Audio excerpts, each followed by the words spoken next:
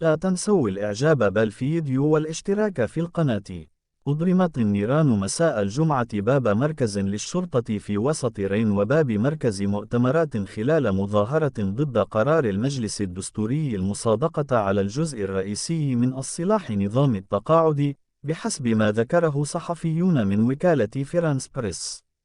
وتم إضرام النار في مركز الشرطة الفارغ باستخدام صناديق للقمامة، قبل أن يتم إخماد النيران بعد دقائق قليلة من تدخل خراطيم المياه التابعة للشرطة. كما أضرم المتظاهرون النار في باب كوفون دو جاكوبان، وهو مبنى ديني سابق تم تحويله إلى مركز مؤتمرات في ساحة سانت آن في وسط المدينة. كما تمت السيطرة على بداية الحريق بسرعة بتدخل خراطيم المياه التابعة للشرطة أيضا.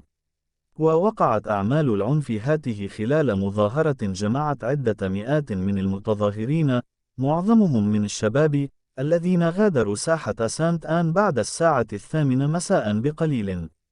ورد وزير الداخلية جيرالد دارمانين على الفور على تويتر قائلا: الأضرار والاعتداءات التي تعرضت لها هذه الليلة في رين ضد مركز للشرطة وكوفنت دي جاكوبين من قبل بلطجية عازمون على محاربتها، وستتم محاكمة الجناة قريبا.